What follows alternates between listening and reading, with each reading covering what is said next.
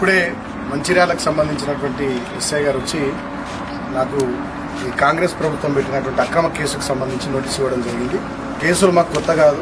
తెలంగాణ ఉద్యమంలో ఆనాడు సమైక్య రాష్ట్రంలో కాంగ్రెస్ ప్రభుత్వం పరిపాలన చేసినప్పుడు 200కు పైగా కేసులు ఎదుర్కొని ఎన్నోసార్లు లాఠీ దెబ్బలు తిని ఎన్నో సందర్భాల్లో చెంచల్గూడ చిల్లరపల్లి జైలు జీవితాన్ని నిర్బంధాన్ని అనుభవించినటువంటి ఉద్యమ బిడ్డను నేను.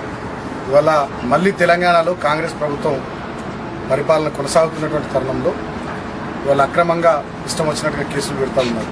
ముఖ్యంగా నేను మన ముఖ్యమంత్రిని వర్ష పదజాలంతో దూషించనని చెప్పి నా మీద ఈ కేసు పెట్టినామని చెప్పి ఇందాక ఎస్ఐ గారు చెప్పారు నోటీస్ ఇచ్చే క్రమంలో. నేను ఒకటే మాట్లాడుతూ ఉన్నా, మరి ఈ ముఖ్యమంత్రి ఆయన స్థాయిని మర్చి కేసీఆర్ గారిని ఉద్యమ నాయకుడిని రాష్ట్రాన్ని 10 సంవత్సరాలు పరిపాలించిన మాజీ ముఖ్యమంత్రి గారిని పట్టుకొని ఇష్టం వచ్చినట్టుగా విమర్శించినటువంటి తీరును మొత్తం సభ్య సమాజం తెలంగాణ సమాజం అంతా కూడా చూసింది. అదేవిధంగా మా మాజీ మంత్రుల్ని మా నాయకుల్ని మరి కాంగ్రెస్ ప్రభుత్వంలో ఉన్న మంత్రులు కానీ నాయకులు కానీ ఎట్లా విమర్శిస్తూ ఉన్నారో ఎట్లా పరుష పదజాలంతో మాట్లాడుతూ ఉన్నారో ఇలా రాష్ట్రం అంతా చూస్తూ ఉంది. సోషల్ మీడియా వేదికగా ఇట్లా ఇష్టం వచ్చినట్టుగా అవాకులు చవాకులు పేలుతూ ఉన్నారో దుర్భాషలు ఆడుతూ ఉన్నారు. వీళ్ళ రాష్ట్రం అంతా కూడా చూస్తూ ఉంది.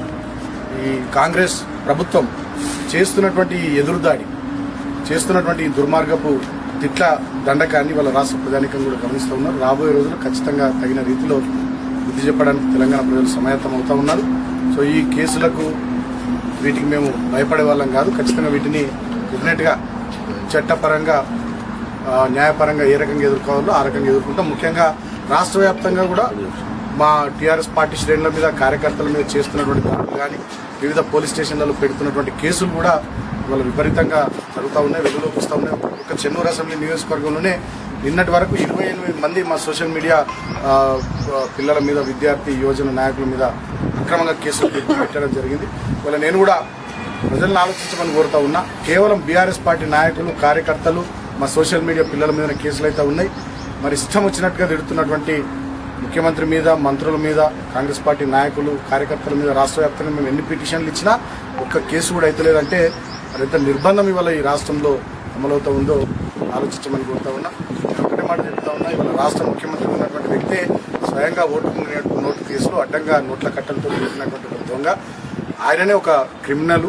ఆయననే ఇవాళ కేసులు ఎదుర్కొంటున్నటువంటి వ్యక్తి. నిన్న సుప్రీంకోర్టు నోటీసులు కూడా ఇచ్చింది ఓటుకు నోటు కేసులో. కాబట్టి అటువంటి వ్యక్తి నుండి ఇటువంటివి తప్ప ఇంకేవి రాష్ట్రానికి మంచి జరిగేటటువంటి పనులు పెద్దగా ఆశించే పరిస్థితి లేదు. సో ఎన్ని నిర్బంధాలు ప్రయోగించినా ఎన్ని కేసులు పెట్టినా వేటికి భయపడేది లేదు. ఎందుకంటే ఇవాళ మేము బతికే ఉన్నాం, మా నాయకుడు కూడా బతికే ఉన్నాడు. మా కళ్ళ ముందర తెలంగాణ తెచ్చినటువంటి నాయకుడిని పట్టుకొని తెలంగాణ కోసం అహర్నిశలు తప్పించిన నాయకుడిని పట్టుకొని తెలంగాణ నువ్వు గొప్పగా అభివృద్ధి చేసిన నాయకుడిని పట్టుకొని ఇష్టం వచ్చినట్టుగా మాట్లాడితే డెఫినెట్గా చూస్తూ ఊరుకోవడానికి మేము తెలంగాణ ప్రజలు ఎవరు కూడా సిద్ధంగా లేరు.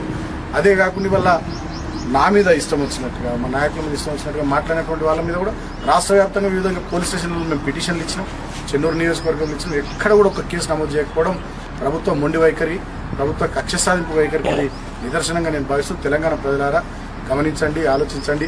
ఇందిరమ్మ రాజ్యంలో ఎలాంటి నిర్బంధం ఈ ప్రజాపాలన పేరు మీద ఎటువంటి నయవంచపు పాలన నడుస్తూ ఉందో ఆలోచించమని తెలంగాణ ప్రజలను కోరుతున్నాను. Thank you.